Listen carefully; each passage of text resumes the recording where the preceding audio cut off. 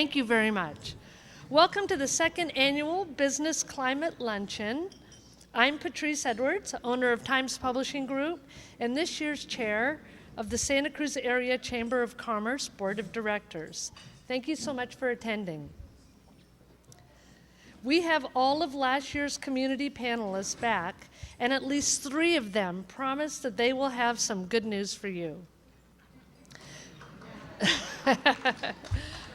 We need that, right?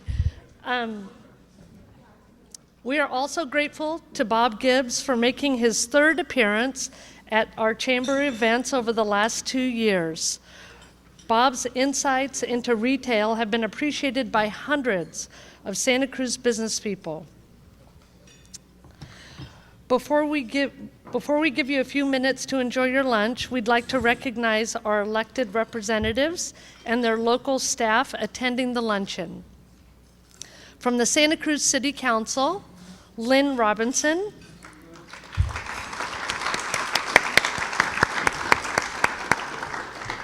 And David Terrazas.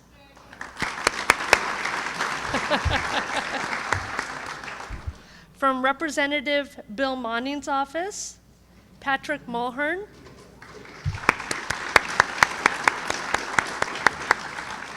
And from Senator Joe Simidian's office, Rose Filicetti.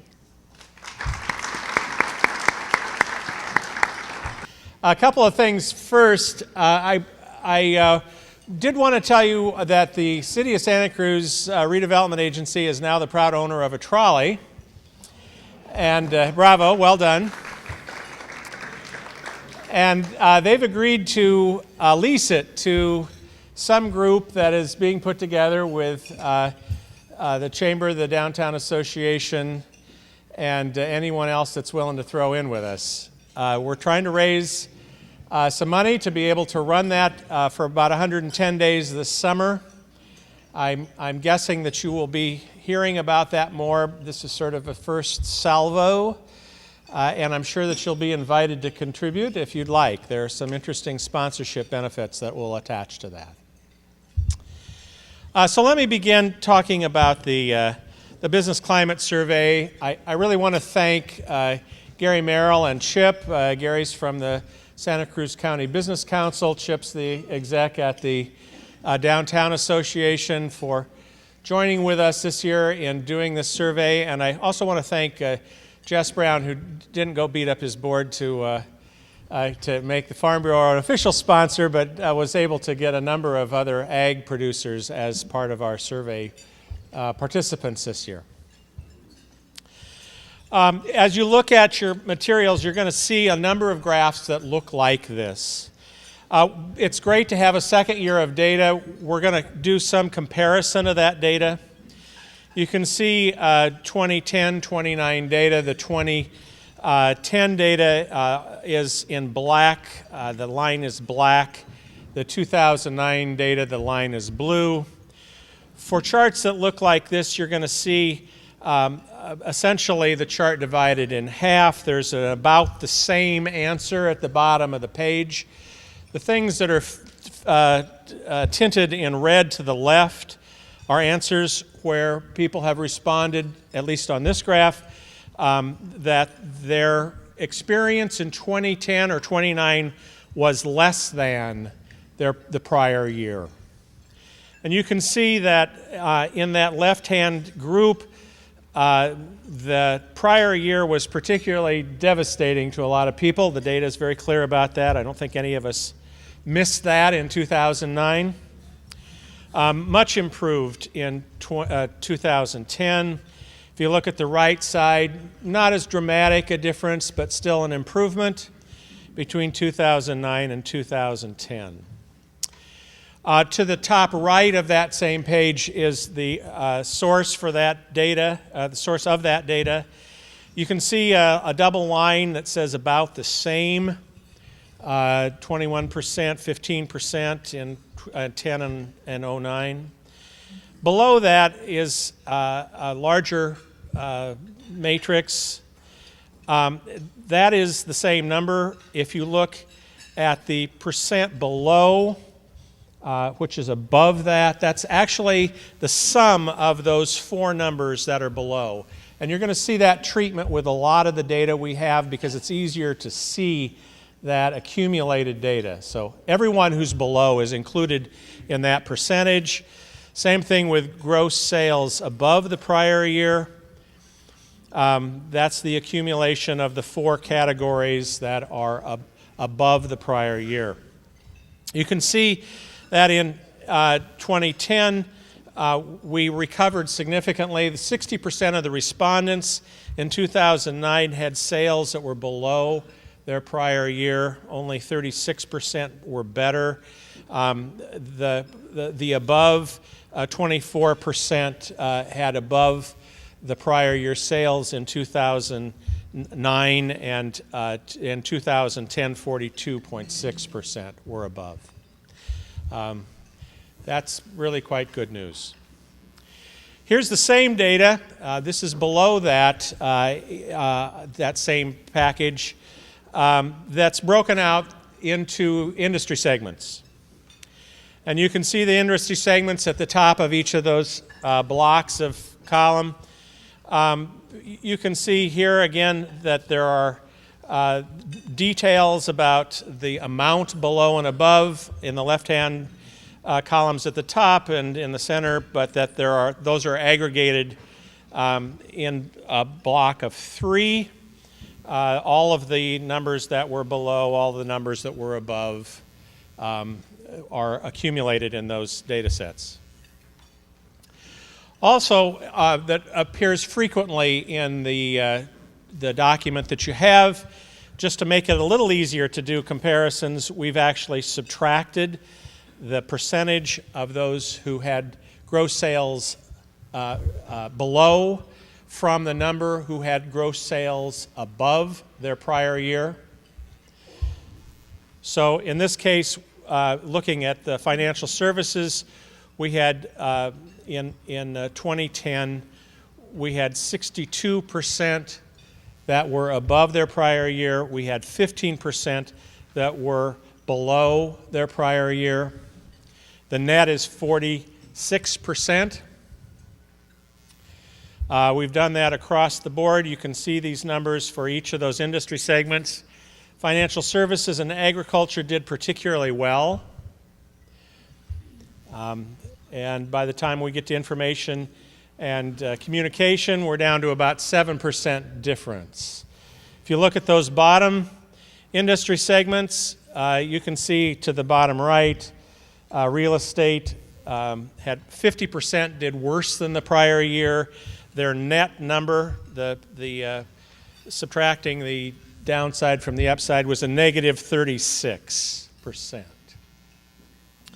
Construction was also in that rather unpleasant circumstances of being very far below their better business, the businesses that are having more success.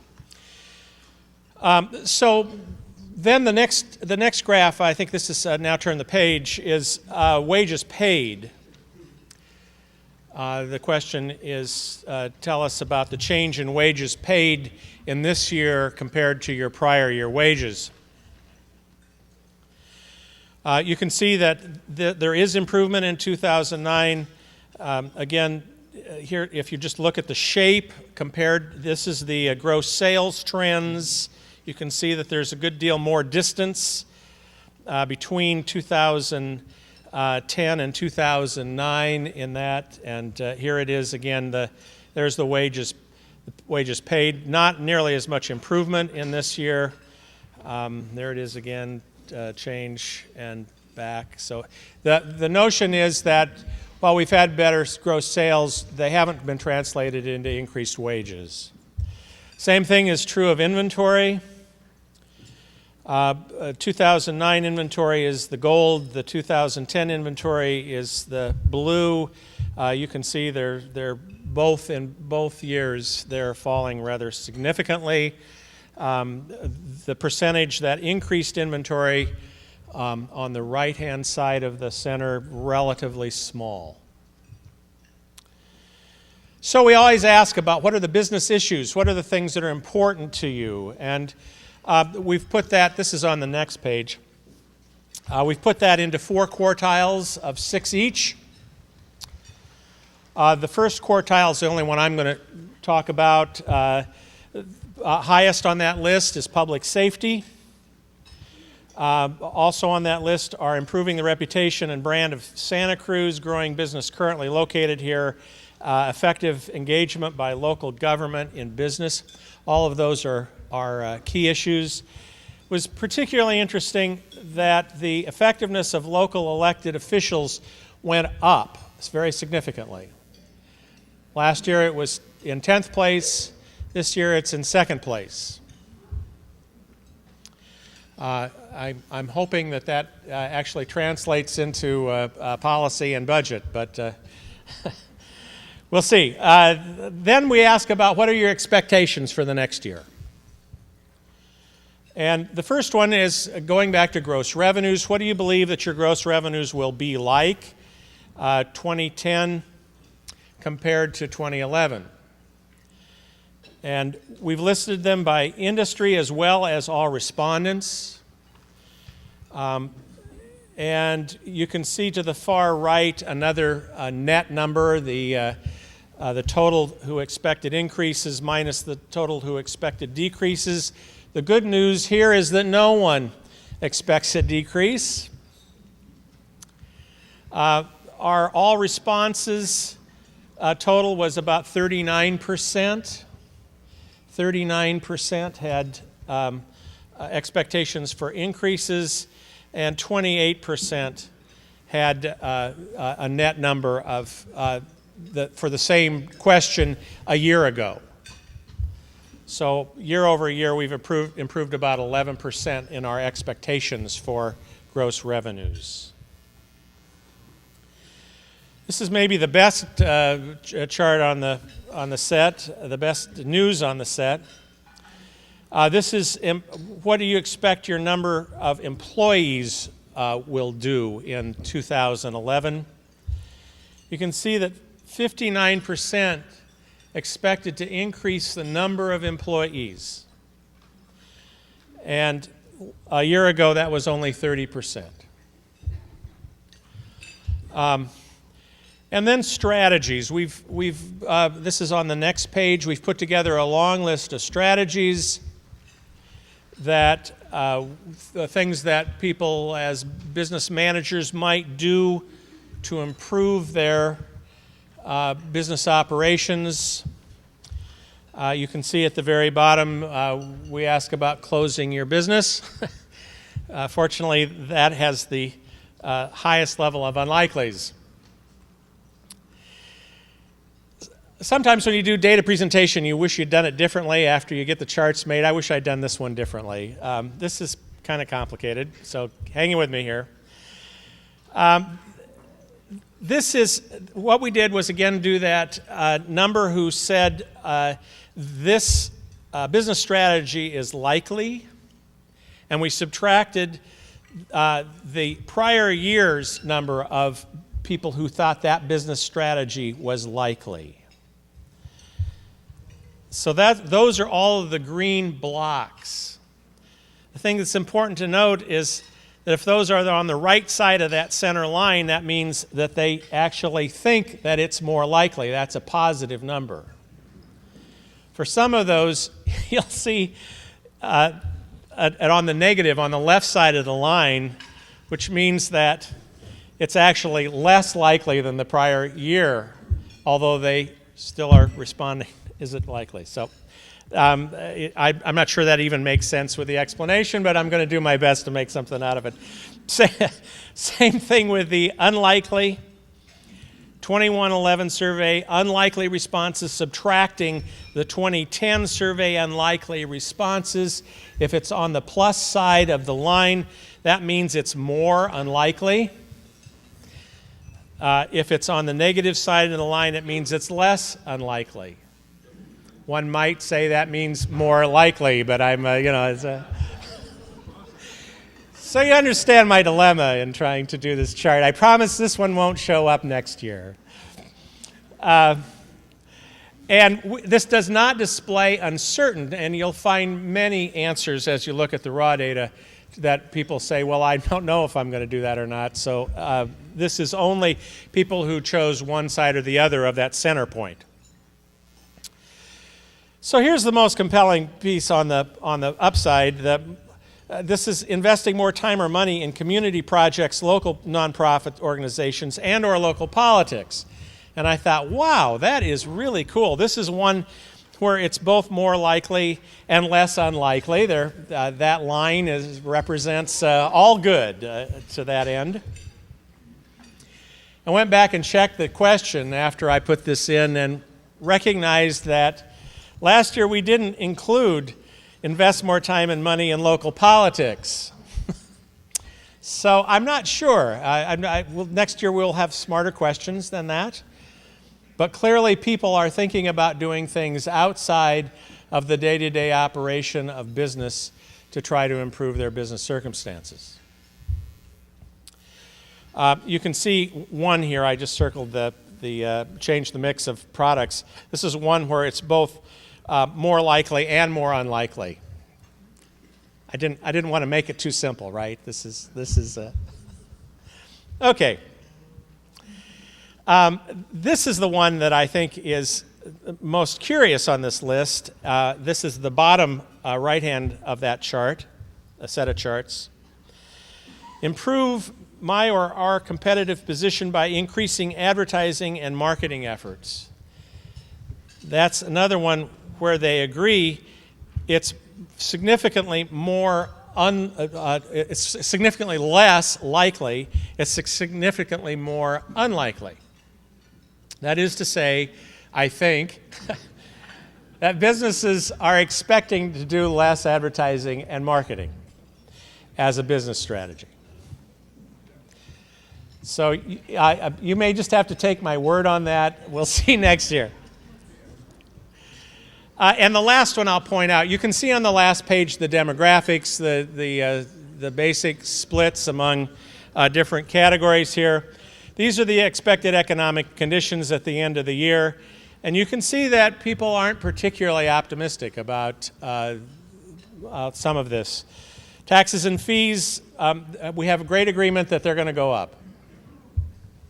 And you can see the rest of those pieces of data there. So I want to introduce our panelists. We're very grateful to have the four panelists from last year back to talk about what they see as the next year and perhaps reflect on how smart they were last year as well. Marq Lipton is the Vice President of Marketing for the Seaside Company and our representative for tourism. Jess Brown is the Executive Director of the Santa Cruz County Farm Bureau. Barbara Scherer is the CFO at PLANTRONICS to talk about technology. Brian King is the President of CABRILLO College. And Bob Gibbs is our guru about retail. As we said before, the third time that we have had him here. He's actually been hired on contract by the redevelopment agency to do a market analysis of Santa Cruz, so perhaps he'll mention that as well. And we've agreed to go in that order, so I'm going to just assume that you will all come to the stage when it's your turn. And Mark, if you'd begin. Thank you so much.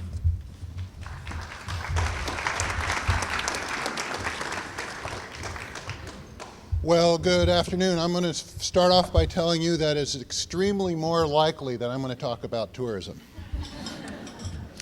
Okay, Santa Cruz tourism, especially here in the beach area, is in a strong position for this year. And if winter ever ends, the coming years in the summer. The beach area that here in Santa Cruz, our primary draw to tourism, is really seeing an improvement in its product. In addition to the continued reinvestment that the boardwalk makes every year here, we have seen renovations and improvements and upgrades, the Dream Inn, Terrace Court, many other lodgings throughout the area. The Wharf restaurants are promoting and active. The city has been supporting streetscape improvements along Beach Street. And soon we're going to see the new Sanctuary Center right at the foot of the wharf. Hopefully we're going to see the start of construction of the Marriott project on Riverside, and maybe someday we'll all live to see the La Bahia built. Big news is with the CVC now being funded through a tourism marketing district. That's what the hotels voted for a self-assessment. That the CVC now will be finally funded at an effective rate that really can get their message out about Santa Cruz out to our market area. And I think we're going to see some results of that this year. There's been some talk and meetings about the Santa Cruz brand and developing this brand for Santa Cruz. Santa Cruz has a strong, vibrant brand. We're a dynamic beach community. We're active. We're positive.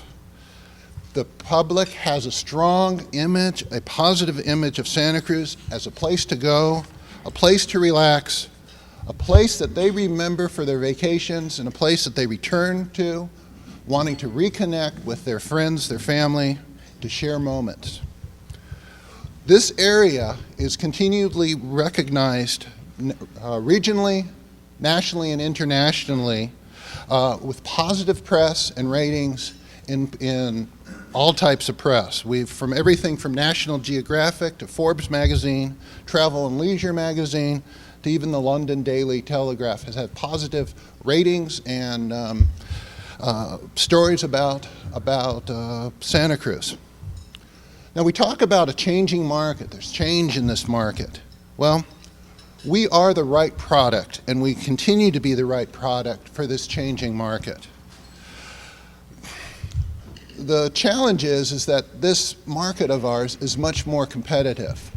Scarborough Research, one of the top consumer studies on consumer spending, lists more than 80 direct competitors for Boardwalk and Santa Cruz just in the San Francisco Bay Area.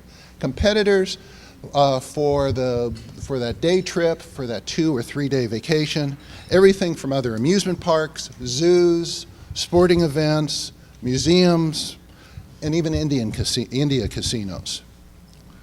Well, to keep up with this changing and competitive market, what we need to do is to understand who the visitor is and what they want. We need to keep up with them, and we need to keep adapting our product to what they want. We just can't sit still. So what we do at the Boardwalk is we conduct research. We do from everything from who our visitor is, what their experience is. We have mystery shoppers to see what their experience is in customer service. We keep adapting our product to what the visitor wants. One of the most important things we do is that we try to listen to our visitor and see what they're saying to us.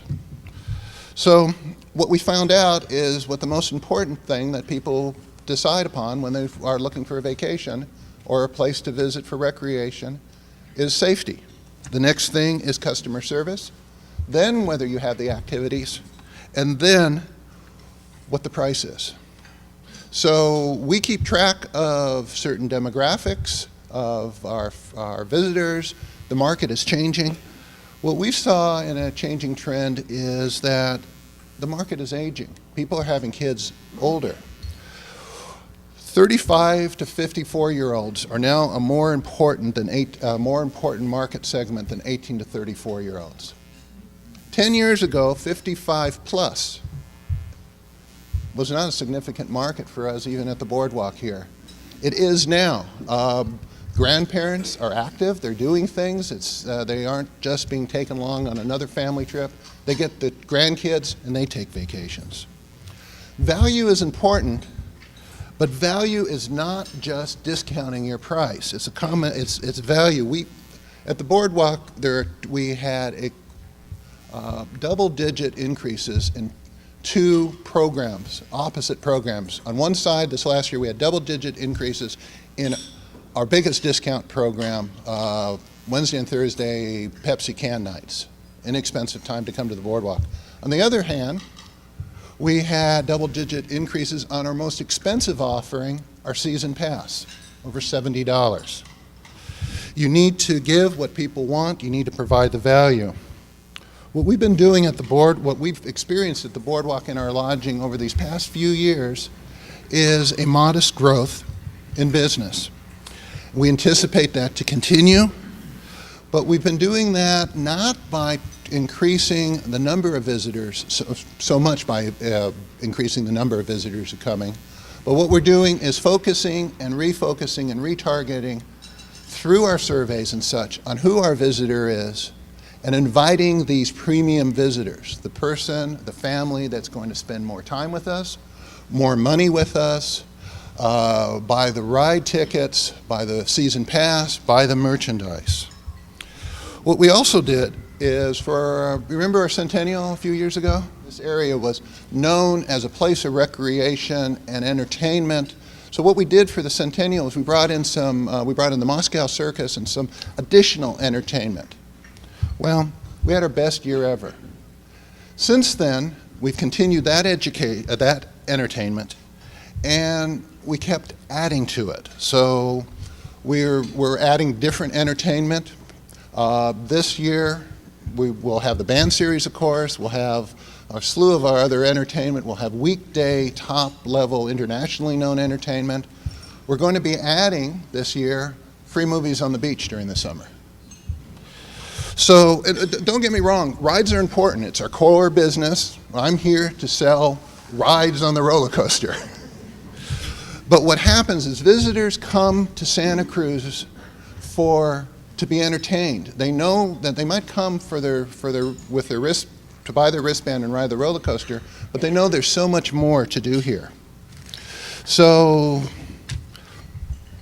what we see for the year coming up, I'll tell you what we see for this week coming up. Saturday starts spring break. Winter is officially over. It'll be spring break Saturday. I don't know if any of you were around 30 years ago when we brought in Carl Warlenda and he walked the sky glider cable. The Warlendas are the famous circus family. If you see people running around here now with, we are rigging for a Saturday promotion where we are bringing in Nick Warlenda, 7th generation of the famous Warlenda circus family.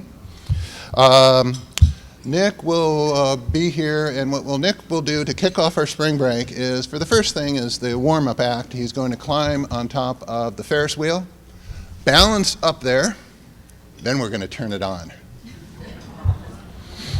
So, but that's going to be interesting. But for the finale later on in the day, we will be stringing a wire from the double shot tower. You can kind of see it through there, 6 stories high on the double shot tower, to a point out on the beach. Nick will jump on his motorcycle and ride up the wire to the double shot, and then back down. So I'm here to tell you today, tourism in Santa Cruz and the beach area is well positioned for this year, for the coming years. We are the right product for the right time by keeping on top of the market, by continuing to listen to our visitors, by giving value, and by treating the tourists, the visitors to our community as the guests that they truly are. We're going to be doing fine. And now it's my pleasure to introduce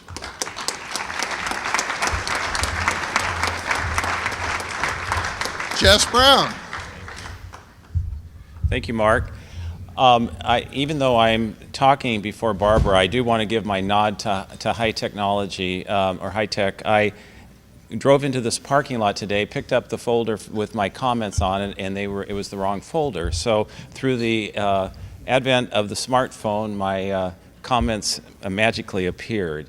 But in regards to the folder that I did pick up, I want to tell you that if you are interested in knowing more about agriculture and would like to know more about what's going on, next Thursday, 5:30 to 7:30 at Cabrillo College is the premiere of the new Santa Cruz County DVD.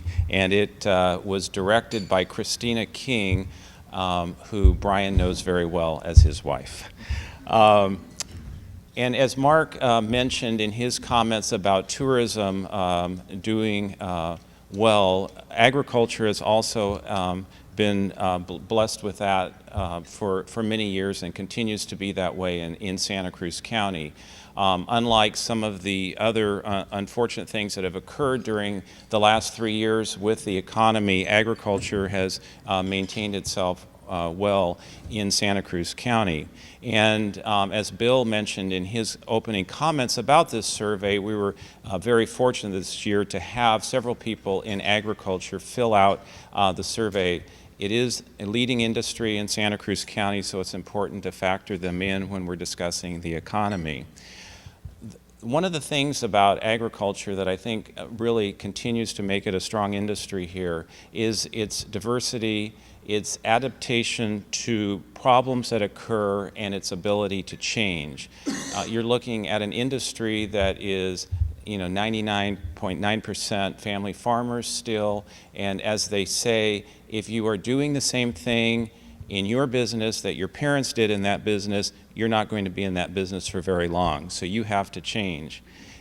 In Santa Cruz, we, like the Boardwalk, have done polling to find out how people feel about the industry, what they like, what they dislike, what they don't know, and it continues to be always highly regarded. They like it. Then when we get down to specific issues, there will be disagreements on how things are handled. But if you look at the history of agriculture in this county, you go back way into the mission period when it first started, when they first started the cattle business and for hides and tallow, and you move forward, every time there was something happened to the industry that was there, something took its place. And at that period, we moved forward, the orchards were put into place. And then after the orchards, things, Washington State came on strong, and so then the berries came in, and then we needed the adequate labor force, so there was the immigration reform during the Reagan administration that helped in that regard. One of the things that we're seeing today in agriculture, especially in Santa Cruz County, is how much people want to interact with it, and the farmers markets are an incredible way for people to be an ambassador to talk about agriculture. If you've been to the Cabrillo College Farmer Market, you know it's active every weekend. There are over 200 farmers on the waiting list to sell at that farmer's market. There are so many people who want to sell at that farmer's market that they quit the waiting list. And it's not just agriculture, it's the consumer, the people who live here who want to buy local that makes a big difference.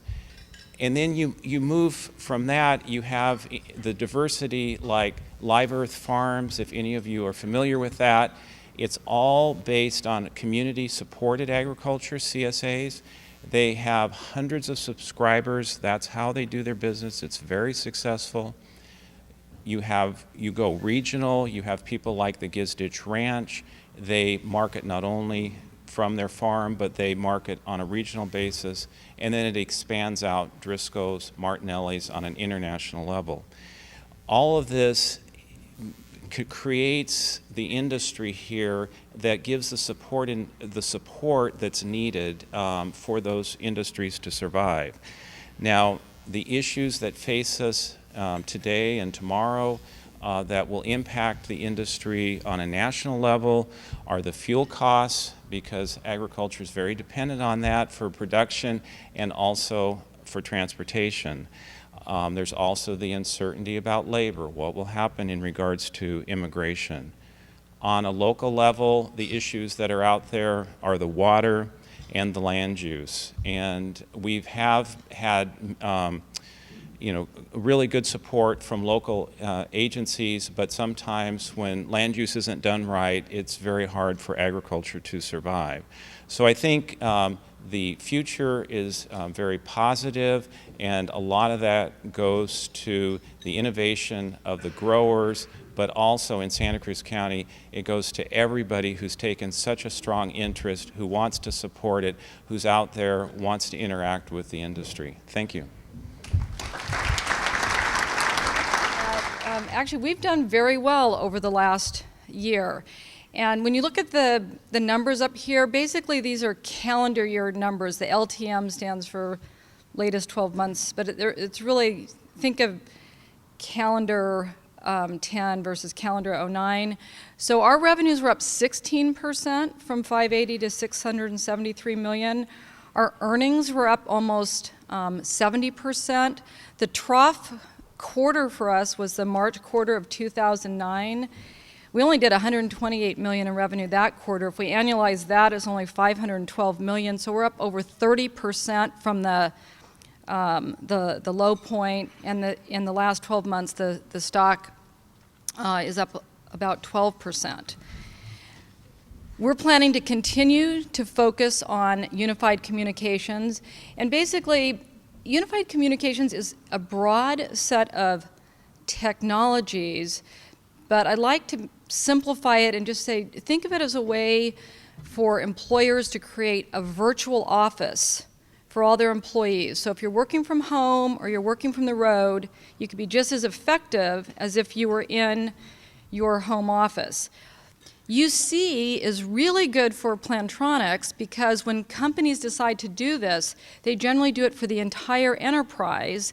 And when the PC becomes one of the ways that you communicate as part of the phone mix, if you will, think of using the PC as a phone as part of the mix, then headsets become really, really critical, and that's our main business.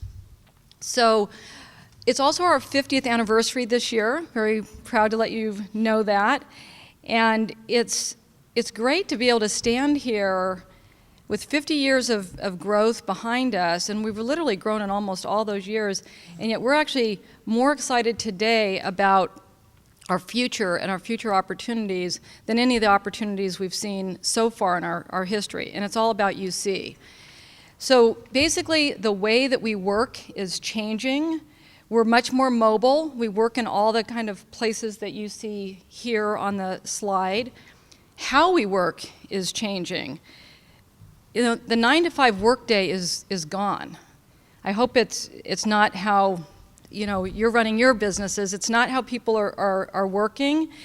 And a survey that we did showed that 70% of organizations, this is throughout the United States, not a world survey, but I know it's true internationally, offer flex working. So alternative schedules and ways of getting the work done. And 83% of us are frequently or always dialing into audio conferences. So we're working in all these different places, but we still need to collaborate and communicate. It's very team-based. There's lots of different ecosystems, so we're constantly dialing into these. One of the things that we're trying to do is add value to our products and also just value broadly in the solution.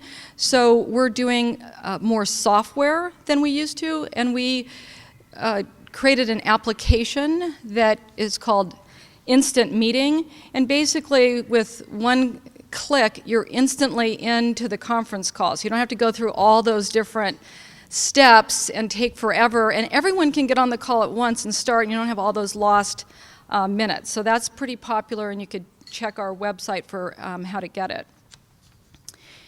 Another big driver of unified communications is that with all of the mobile working, all of the flex working, with vacations and with the cost of real estate and pressure still on cost, there's lots and lots of empty space in companies. And if you can just monetize 20% of the empty space, most companies apparently, they spend about 7% of revenues on real estate. It costs. So if you cut that by 20%, that's 1.4 points more to the bottom line, which is huge when you think most companies don't even make 10 points on the bottom line. So, you know, it'd be a big increase in profitability if you can make this work. Another benefit of unified communications and the mobile flex working is you can really attract and retain workers. The examples up here, 3 of them are personal experiences that I had in my own organization at Plantronics, where I was going to lose a really talented employee but we offered the ability to work remotely, and all of those cases worked out extremely well. In the last one of the things we're doing is really upping our marketing footprint. We hired a chief marketing officer. She's fantastic. She also lives in Alaska. She still lives in Alaska. She commutes down here regularly, but she's excellent at working virtually, and we're making that work as a company, and we're having some of our best marketing events ever. So literally 98% of the Fortune 1000 are considering UC for all these reasons listed here. And so it's a big trend. It's a national and international trend. Our UC revenues are growing in all regions of the world. And the software that really allows UC to run, it's companies like Microsoft, IBM, Cisco, and Avaya provide this. I've got a short video. It's under 2 minutes, and it's a corporate VP of Microsoft, Gurdeep Paul, talking about UC and Plantronics, and I thought it'd be nice to have a broader perspective, so I've put it in here. Plantronics and Microsoft share a vision around delivering simple, smarter, and innovative communication systems. The partnership between Plantronics and Microsoft is critical here because IT managers do not want to be system integrators. They don't want to go in and buy a device and then buy the software, then try it out for the first time and roll it out to 100,000 users. They want to make sure that these devices and software have been built together in a way that they're hassle-free, they deliver the right quality, they can be managed, they can be deployed at scale. So there's a lot of value in Plantronics and Microsoft working together for the IT manager.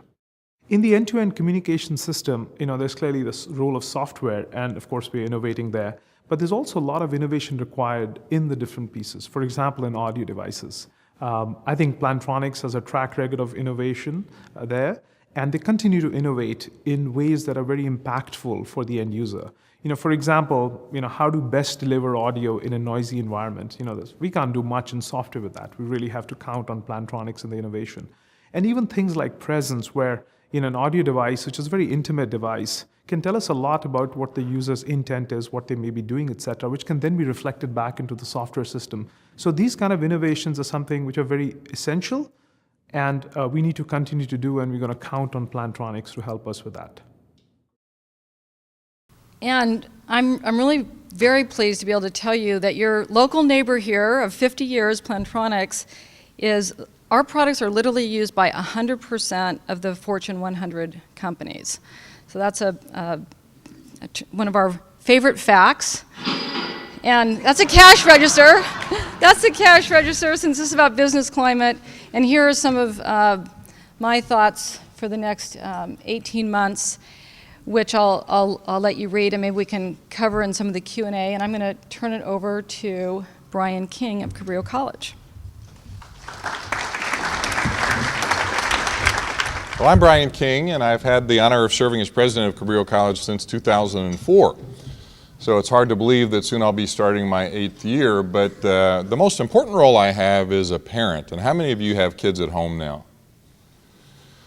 My wife Christine and I have a 10 and 11-year-old, and I'm sure all of you have had that experience where you come home from a long day's work and it's been tough with your partner who's had the kids more than you have. And I've had that experience where I come home and I hear, I've had it, they're not listening, you need to go in and tell them how it is.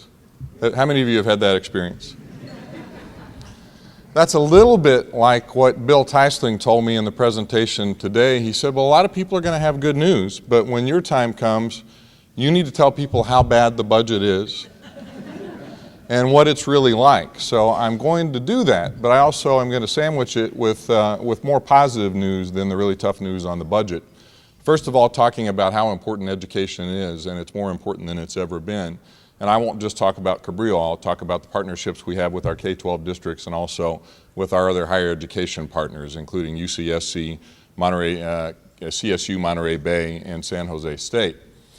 There was a time not that long ago where you could have a pretty good life if all you did was graduate from high school, or maybe if you didn't graduate from high school.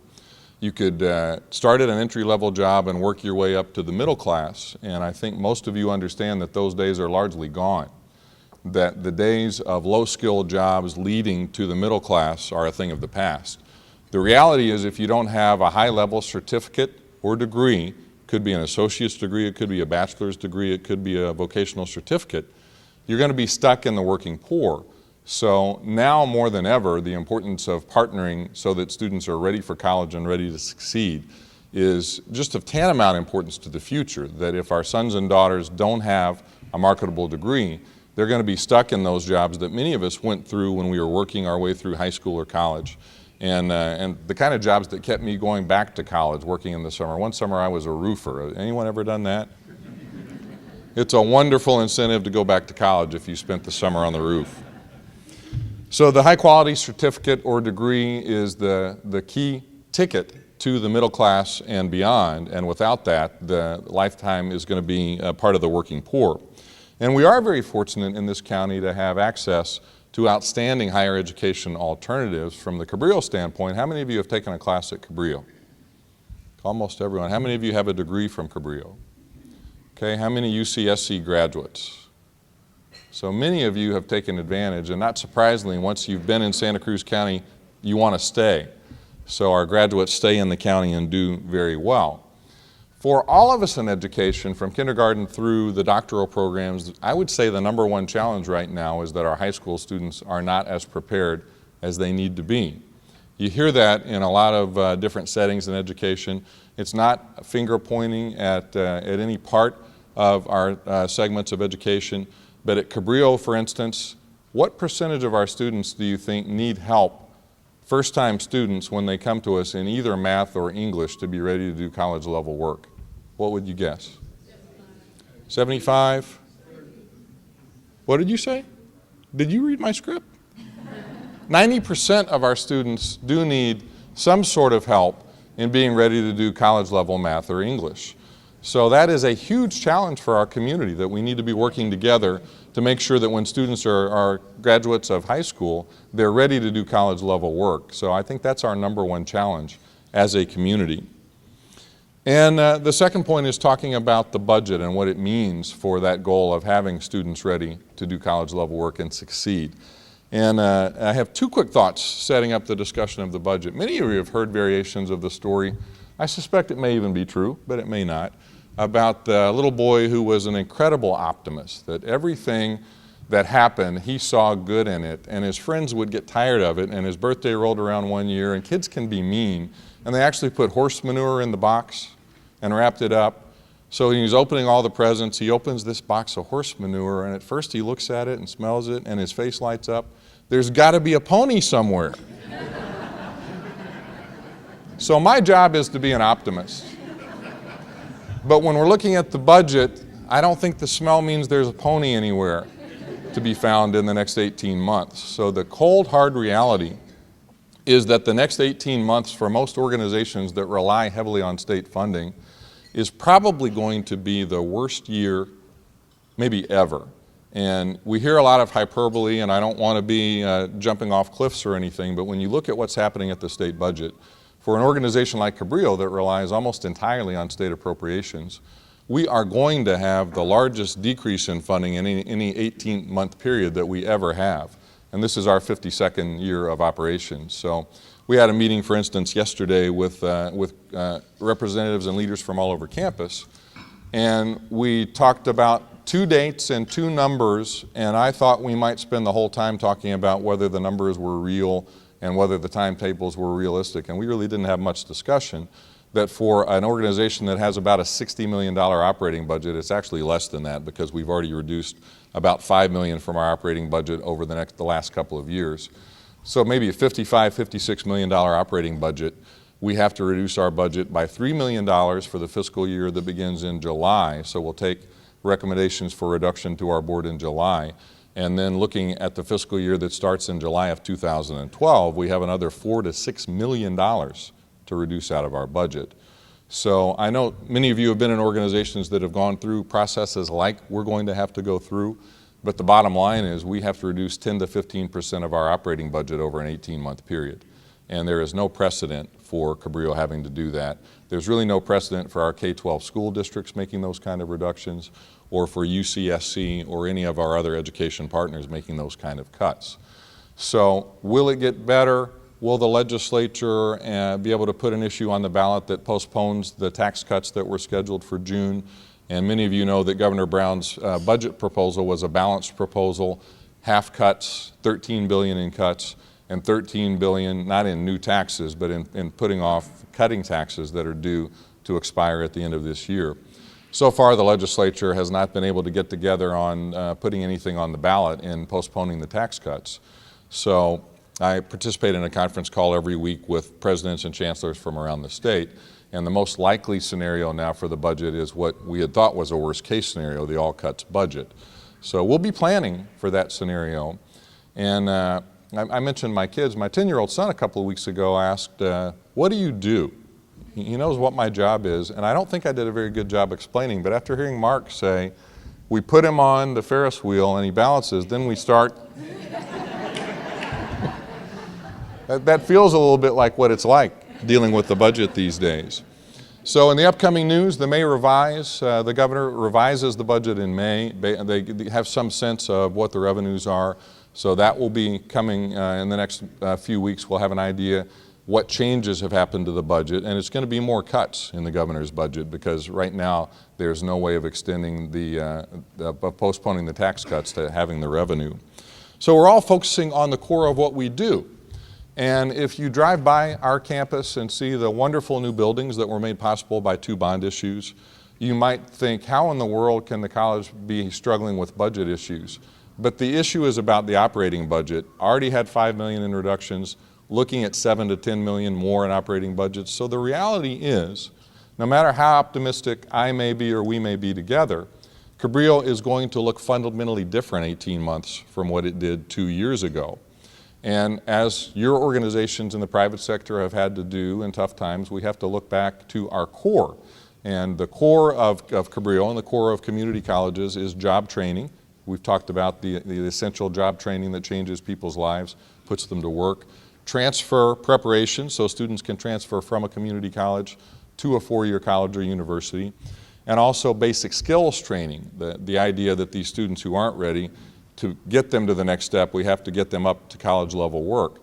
And many other wonderful things that we do, we simply won't be able to do with those sort of budget reductions. And we know that we're not eliminating bad things. We're having to prioritize among the good, the better, and the best. And every time we eliminate a service that is good, I get a lot of emails. So if you have an interest in a program that's going to be eliminated, I would encourage you to email Marq Lipton at the Seaside Company. And Mark can let you know what the consequences are of the budget cuts at Cabrillo. But I want to end on an upbeat note that in tough times, collaboration is more important than ever. And I'm going to share some things we're doing that we probably should do all the time, but when resources are declining, it prompts us to look at the partnerships that are so important. And in the last month, a couple of quick examples that I think are very exciting for our county and our community. Cabrillo hosted a meeting with high school math and English faculty from Pajaro Valley Unified School District and Santa Cruz City Schools and our faculty. And I tried to sit at every table and hear the faculty talking about what students need to be ready to do well in college, and for our faculty to hear what the challenges are for the high school faculty and align the courses they're taking and the expectations so that when they come take our assessment test, they're ready. And a lot of ideas bubbled up. A lot of students, you may have high school sons or daughters, they get their math out of the way because that's something that many students want to just put aside. And then they go their whole senior year without taking any math, then they come take a math assessment test. So that kind of dialogue can, without having to spend any new money, is a potential to help our students be more ready when they come to college. Another example, we have had a countywide meeting with representatives from every K-12 district in Santa Cruz County, also UCSC and CSU Monterey Bay, about a Santa Cruz College Promise, which really starts in 6th grade or earlier, creating a college-going culture and then building collaborations among all of the partners so that we have the same focus. And the schools do things like bring 6th graders to a community college campus, take 7th graders to a UC campus so that they get to see the importance of college and are able to make that leap more easily when the time comes. So times are definitely tough, and there's no way to sugarcoat and really no use in trying to say that things aren't going to be really tough. The next 18 months will be as tough as they've ever been, but at the end of that time, we'll have a good sense of what our core is, and we'll have a continued need to be in dialogue with all of you in this room in our community about what our educational system has to look like to meet the needs of the next generation. So thank you for your time today. Retailing has had its worst 3 years since the Great Depression. But we're coming out of that, and we rely on one primary indicator, and that's the sales of men's underwear. And that's been very bullish the last quarter. Men are buying underwear, which is a very good sign for us. Everything follows that category. We don't know why, but it does. Also, luxury goods, very high-end luxury goods, jewelry, watches, expensive handbags have been extremely strong. And very modest, low, heavily discounted goods and services have been very strong. The new term that we've seen for the last 6 months and probably for the next year is what's known as guilt-free shopping. And that's what almost all categories are after, is to get good value and to be able to fill up the trunk with goods without feeling too guilty about it. And that's expressing itself in outlet mall sales. All of the developers are now opening outlet malls in the country, which they never would have considered. Even the luxury ones are doing that. And it's also taking the form of the off-price stores. And the next change, the other change has been that the suburban locations are considered to be maxed out. And as a rule of thumb across the United States, retailers feel that they've built as much shopping centers in the suburbs as they can, and they no longer will buy a piece of property on the edge of suburbia, anticipating that the farmlands will be developed into subdivisions. They don't anticipate that happening. But they're publicly traded companies and they have to grow, and their research is telling them that the growth has to be in inner cities or inner ring suburbs, suburbs that were developed in the 1950s and 60s. Those areas are greatly underserved in retail. They're known as retail deserts. Like, I'm from Detroit. The entire city of Detroit, almost 1 million people, has not one national grocery store chain in our city. And that's very common. So almost all of the national retailers and regionals have new urban models which are up to 95% smaller than their suburban stores. And we're helping some of those brands build stores as small as 5,000 square feet, whereas their normal prototype might be 250,000 square feet. We're also seeing a very strong movement across all demographics for buy local. And there's a very strong pushback against national chains. And when we do focus groups after focus group, and when we work with retailers, we're constantly hearing, we want to buy local, we want to know who made it. They're not saying, though, they want to buy domestic. There's a oxymoron going on there where it doesn't matter if it's made in China or Asia, but they want to buy it from a local vendor. We have not seen that mood be translated into sales. In the recession, when people lost their incomes and became stressed out, they were going to brands and stores they knew. There was a little bit of security there, which we don't quite understand. So I don't know how that's going to work out. We are also seeing, with a very high unemployment, a lot of well-educated, well-experienced people that have lost their job that will permanently be unemployed. There are a lot of 50-year-olds former executives that know how to operate a business that'll never get a job again. Those people are they're opening stores. They're opening businesses on Main Street, and we think that'll be a big growth. Unfortunately, about 9 out of 10 of them fail within 18 months. They're usually undercapitalized, and they have a good idea, like to open a store that sells Irish goods and services or whatever, but they tend not to be sustainable. They have a much higher success rate if they can team up with a franchise where they buy into a franchise that already has the kinks worked out, but then they can take that skill and use their own skills and make it stronger. There's been a huge comeback in department stores. I've been in the business 35 years. This is the third cycle I've been through where I've been told department stores are dead.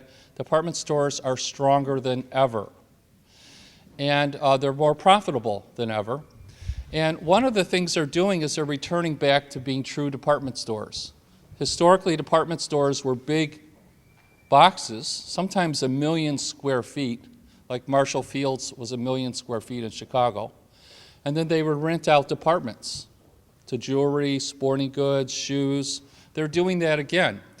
For example, Kmart is renting out departments to Forever 21, to H&M, to Payless Shoes. And that's a win-win for everybody because it's saving that store the expense of signing a long-term lease, and they're renting out space that was underutilized and bringing fresh customers into their unit. The shopping malls have the highest vacancy since it's been recorded, but that vacancy rate is still under 10%. So it's not extreme. Shopping malls were considered also to be dinosaurs. They've made a strong comeback because they have department stores, and the department stores are anchoring them.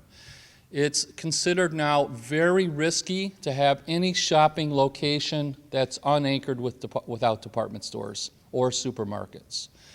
There was a period of time where they were building lifestyle centers, and those centers, for the most part, failed, either because they were built in markets that really were unsustainable, and as a rule of thumb, they were given 30 to 50% public subsidies, where they shouldn't have been given those subsidies. They just propped up a false market. And they also failed because they didn't have department stores. And it's now considered unsustainable to have a shopping district without a department store and without a supermarket. And although people are shopping in cities again and the retailers are returning to cities again, they feel they have to have department stores. Let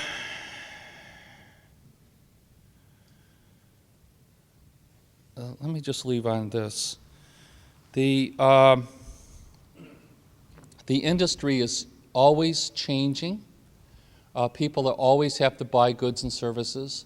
The United States is growing by about 1 million people a year, and it will be growing at that rate for the next 30 years. California grew by 10 million people in the last decade. And California had the highest growth in the United States of any state in terms of actual people. And California is still the preferred state for retailers when they launch new stores. And it's the preferred state for foreign retailers when they come to America. And currently, South American, European, and Asian department stores and retailers see the United States as their growth opportunity, and they want to open their first store either in Manhattan or in California. Thank you.